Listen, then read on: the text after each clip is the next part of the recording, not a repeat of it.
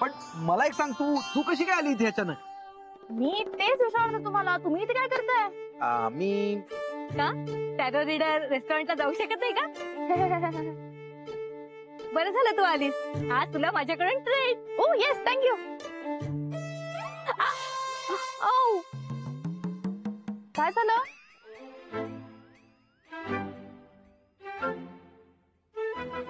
अगं काही नाही काही नाही काही नाही. आईजीच्या जीवावर पाहिजे. काय? नाही म्हणजे बाय द वे तू कशी आहेस? सगळं ठीक आहे ना? माझं काय सांगू मी, ओके. हा नाही, पण थोडे प्रॉब्लेम्स आहेत.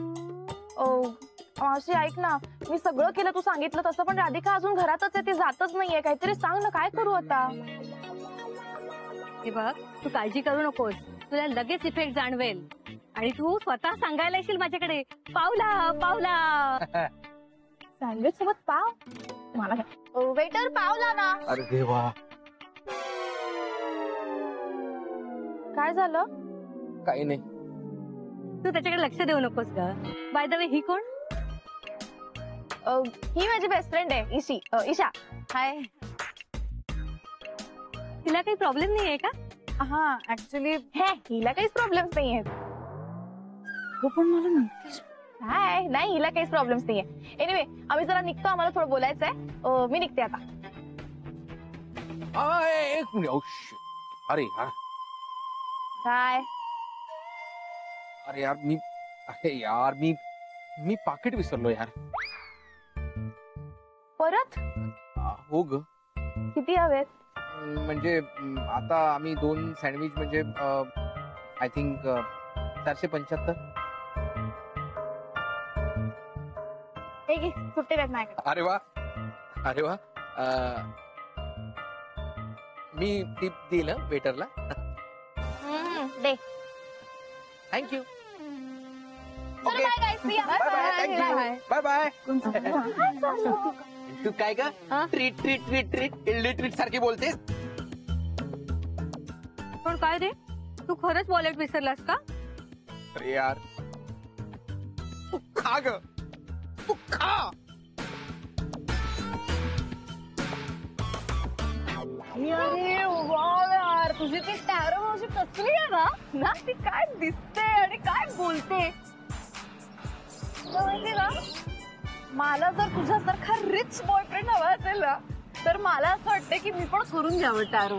हा या राईट, रिच बॉयफ्रेंड नशिबात असावा लागतो, त्यासाठी ते भविष्यात असावं लागतं. उगाच काही.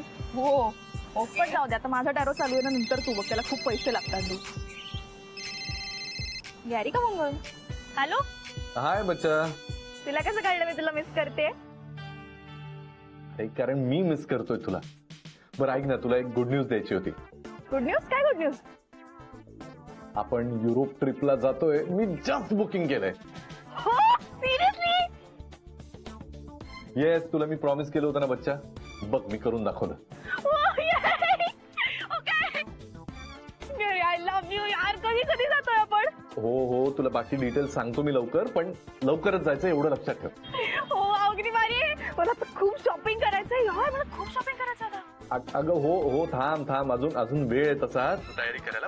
बरं ऐक, आपण नंतर निवांत बोलूया, मला आता काम आहे. Okay okay bye bye bye. इथे आम्ही युरोपला चाललोय. व्हॉट? मी ऍक्च्युअली युरोपला चाललोय. खूप शॉपिंग करायचं. चल लवकर. शॉपिंग? हा, तू कालच असं म्हणलीस की तुला नॉशी आलाय शॉपिंगचा. आता युरोपला जायचं म्हटलं करायला लागणार नाही शॉपिंग. आय विश मी पण तुमच्या सोबत आले असते. हे नाही, तू तुझ्या नितीश सोबत जा, मी गॅरी सोबत जाणार आहे. नो ग, आय एम जस्ट किडिंग. पण माझ्यासाठी तू खूप ब्रँडेड गोष्टी आणि टॉप्स आणि सगळं आणेन. म्हणून एक गोष्ट लक्षात येते का, मावशी म्हणाली ते खरं झालं ना.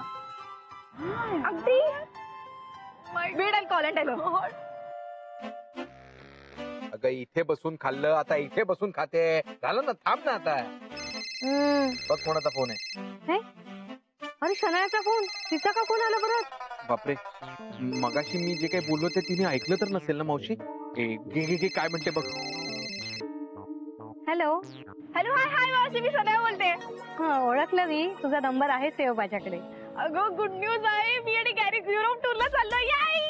वाव, काँग्रेस. थँक्यू. नुसतं थँक्स म्हणून चालणार नाही. हा, मावशीसाठी तिथे शॉपिंग करायला लागेल, नाहीतर विसरशील मावशीला. मावशी ऑब्विसली करेन मी शॉपिंग तुझ्यासाठी. काय झालंय, काय झालं काय? एक मिनिट हा. गॅरी आणि शनाया दोघ जण युरोपला चाललेत आणि माझ्यासाठी शॉपिंग करणार आहेत. माझ्यासाठी पण सांगा, माझ्यासाठी. शनाया, केडीसाठी सुद्धा आण हा. ऑब्विसली आणेन मी केळीसाठी काहीतरी. चल भेटू लवकर, ठेवते आता. Okay bye bye bye. एक मिनिट. ठेवला वाटतं, पण काही म्हण केड्या, आपलं प्रेडिक्शन पुन्हा एकदा खरं ठरलं. म्हणजे का तुला आनंद नाही झाला? आपला काय फायदा झाला यार? हे बघ, सगळ्या गोष्टीमध्ये फायदा बघायचा नसतो. कावळा बसायला आणि फांदी मोडायला एकच गाठ पडली की नाही. आता गुरुदासचा खिसा मस्त गरम झाला असेल. करेक्ट आहे. आता युरोप म्हणजे काय पुणे आहे का पटकन जाऊन परत यायला? पण या गुरुचा गरम असलेला खिसा नरम कसा करायचा हे या केडीला चांगलंच माहित. कसं काय? ते मी बघतो घ्या. पण काय रे केड्या, त्यांची युरोपची टूर कॅन्सल झाली तर? वेटर, बिल आण रे बाबा. भक्ती मिस काही नाही, मला पैसे द्यायचे होते. बरं केलं, पण याची रिसिप्ट मी अथर्वकडे पाठवून देईन उद्या, चालेल ना? काही हरकत नाही, काही हरकत नाही. आणि हे शूज पण घेतलेत मी. अरे वा, बरं केलं. मॅडम तुम्ही आहात म्हणून बरं आहे. हे काय होतं, कधी कधी कामाच्या गडबडीत माझ्या लक्षात राहत नाही ना. तुम्ही आठवण करून दिली, बरं झालं. अहो, आमच्या प्रत्येक स्टुडंटकडे व्यवस्थित लक्ष असतं आणि अथर्व मला फार जवळच आहे, त्याच्यामुळे त्याच्याकडे मी विशेष लक्ष देते. राधिका ताई, मला अथर्व म्हणाला की त्याच्या घरी मामा मामी आलेत. अहो, भाऊ वहिनी, सुजय त्यांचा मुलगा, सगळेच जण आलेत. छान. मी एक विचारू का, म्हणजे तुम्हाला ऑड नाही ना वाटणार? विचारा. नाही म्हणजे अथर्व मला हेही म्हणाला की घरी गुरुनाथ आणि शनाया तुमच्या सोबत राहत आहेत. हो, आय एम सॉरी राधिका ताई, आय कॅन अंडरस्टँड. खूप खर्च वाढला असेल ना आता घरात, शिवाय तुमच्या डोक्याचा तापही वाढला असेल. राधिका ताई, म्हणूनच तुमचा चेहरा ना फार उतरल्यासारखा दिसतोय. अजून कसलं वेगळं टेन्शन आहे का? तुम्ही प्लीज सांगा मला. ते तर झालंच, पण आता भक्ती मीच आहे ती परिस्थिती स्वीकारायला लागणारच ना.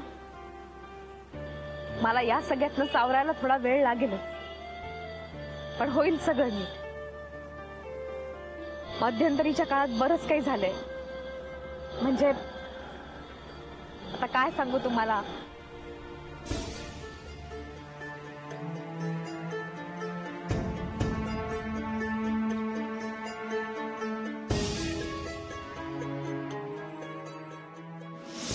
आता आम्ही ईशाकडे राहू शकत नाही. हे माझं हक्काचं घर आहे. मी आणि शनाया इथे राहायला येणार. तुझ्या दादाला आणि वहिनींना जर इथेच ठेवायचं असेल तर आम्ही दोघं इथेच राहायला येणार. कर्ज काढलंय मी, राहतं घर भाड्यानं दिलंय. तुझ्या आजारपणाचं निमित्त करून इकडे तुझ्याकडे राहायला आलोय. मेंटेनन्सचे जे काही हप्ते थकले असतील ते तुम्ही मिसेस राधिका सुभेदार यांच्याकडून घ्या.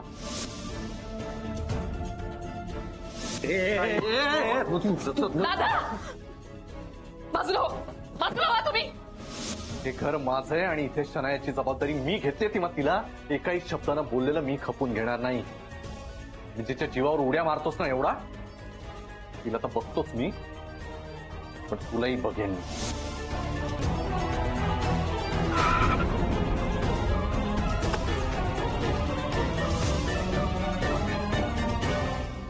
राधिका ताई, एवढं सगळं घडून गेलं, तुम्ही मला एकदा तरी फोन करून सगळं सांगायला हवं होतं ना. त्या शनायाला ना मी चांगलं सुनावलं असतं.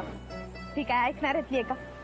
तुम्हाला आता सगळंच माहिती नाही, ते आहेच, पण तिला कसं हँडल करायचं ना हे मला जास्त चांगलं माहिती आहे. एनिवे राधिका ताई, मला तुमची ना फार काळजी वाटते आणि त्याहूनही जास्त ना वाईट मला अथर्वबद्दल वाटतं. अहो, हे वय ना फार नाजूक असतं. या वयात मुलं फार हळवी असतात आणि हेच करेक्ट वय असतं त्यांच्यावर योग्य ते संस्कार घडवण्याचं. नेमकं याच वयात अथर्व इतक्या सगळ्या प्रॉब्लेम्सला एकत्र फेस करतोय. तेच करणं बघते मिस. नाही नाही, मी सगळं सहन करीन, पण अथर्वला काही झालेलं मला नाही सहन व्हायचं. बघा ना, आता या सगळ्यात पोराकडे दुर्लक्ष नाही का होत माझं. मलाही खूप वाईट वाटतं. अहो, बऱ्याचदा अभ्यास करत नाही, होमवर्क झालेला नसतो त्याचा. हो मी हेच तुम्हाला सांगणार होते, पण मला कळत नव्हतं की तो नक्की हे सगळं का करतोय. मला असं वाटतं की त्याला ना एका ट्युशनची गरज आहे. हो भक्तीनीस, पण आता ट्युशनची फी वगैरे भरणं नाही शक्य आहे मला. राधिकाताई बाहेर कशाला, मी आहे ना. मी त्याची ट्युशन घेईन, मी तुमच्या घरी येत जाईन. तुम्ही पण भक्तीनीस कसं जमणार ते. आता राधिकाताई पण नाही आणि काही नाही. आजपासून अथर्वच्या अभ्यासाची सगळी जबाबदारी माझी. मी आजपासूनच तुमच्या घरी येईन त्याला शिकवायला. हा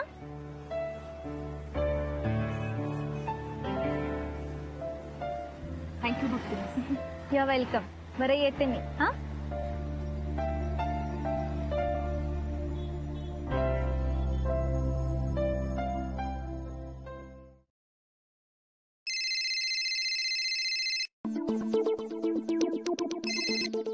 हॅलो. नमस्कार गुरुनाथ साहेब. मी काशीनाथ बोलतोय, रत्नदीप ज्वेलरचा मालक. हा हा, बोला बोला, काय म्हणताय? गुरुनाथ साहेब, तुमची आणि आमची ओळख गेली 10 वर्षाची आहे हो. पण असं कधी घडलं नाही. काय काय काय म्हणजे काय झालंय? काही आधीचं काही बिल वगैरे पेंडिंग आहे का? नाही हो, पण तुमच्या मिसेस येऊन गेल्या माझ्या पेढीवर. कशाला? अहो त्या आल्या आणि चांदीच्या वस्तू काही विकून गेल्या. हा हा, हो ते काहीतरी बनवायचं असेल तिला, म्हणजे म्हणत होती, तर मे बी त्यासाठी. असं आजवर कधी झालं नाही, काही कळलं नाही हो. हा असेल असेल. अहो नाही हो, अहो त्याच्या बदल्यात ते पैसे घेऊन गेले. गुरुनाथ साहेब, काही प्रॉब्लेम आहे का?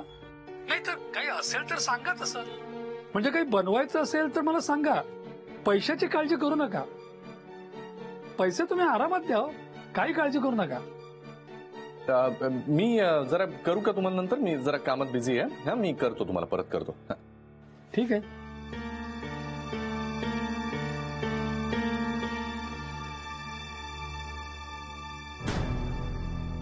राधिकाने चांदीच्या वस्तू विकल्या म्हणजे ही वेळ आली आता राधिकावर. घरातल्या वस्तूही विकायला लागली आहे. Good going Radhika. दिवसेंदिवस रसातळाला जाताना दिसतेस. माझ्याशी बरोबरी करणार होतीस ना? आता बघू किती दिवस तग धरतेस. लवकरच तो दिवस येईल ज्या दिवशी पैशांसाठी नाक घासत माझ्याकडे येशील. त्या दिवशी तुझा स्वाभिमान, अहंकार सगळं गळून पडेल आणि फक्त लाचारी असेल.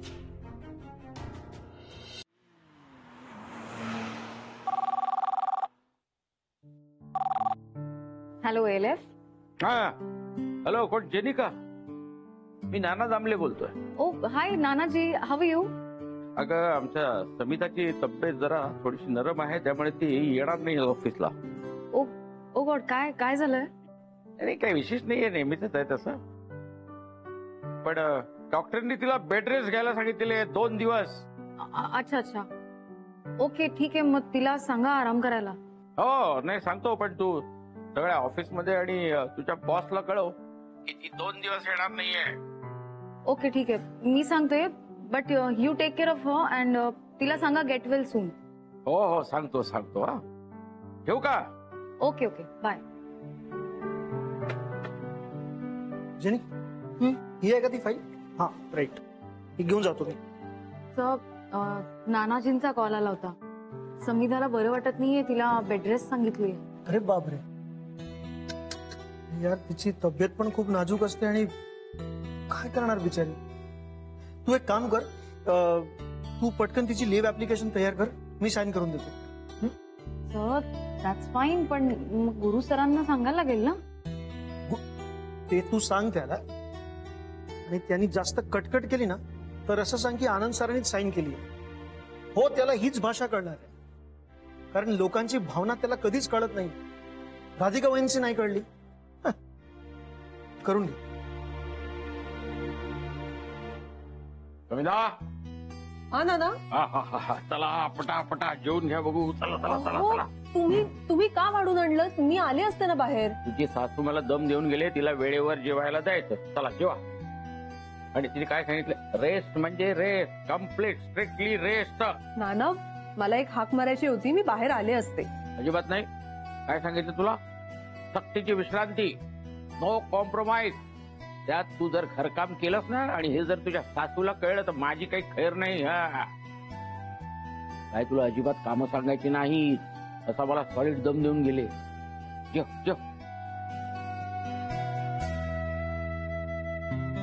काय ग हे वेडाबाई, काय रडतेत काय? नाना, किती करता तुम्ही माझ्यासाठी. तुझ्यासाठी अजिबात करत नाही, आमच्या लेकीसाठी करतोय. अरे बघ, हे नानी इथं नाहीये. तुला काही चमचमीत खावंसं वाटत असेल ना, सांग मला, बनवतो. काय नानी तशी खसते, मी मवाळ. नाना, उगाच काहीतरी नानींना बोलू नका. नानी पण तितकंच करतात प्रेमाने माझं. आणि इतके दिवस तुम्हाला दोघांनाही चुकीचं समजत होते ना मी. तो विषय आता काढायचा नाही, आता पुढचा विचार करायचा. बोल, काय खावंसं वाटतं तुला? नाही नाना, जाऊ दे, नको. म्हणजे ऍक्च्युली खूप तेलकट खाल्लेलं चालणार नाही ना, आणि नानीही ओरडतील. तिथे राहू दे, तुझं सांग.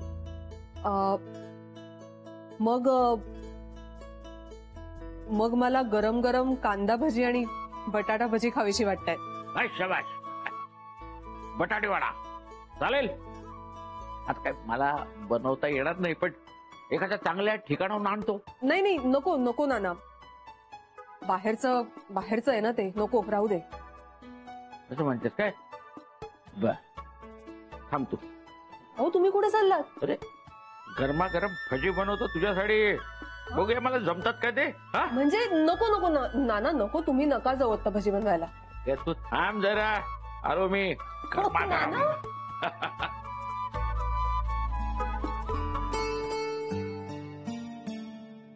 आई पण नाकारून खूप मोठी चूक करत होते मी. खरंच प्रेम दिल्याने प्रेम वाढतं. राधिका, आत्ताचा हा दिवस, आजचा हा क्षण तुझ्यामुळे मिळालाय मला. तूच तर शिकवलंयस शहाणपण. 17. हा, कम इन.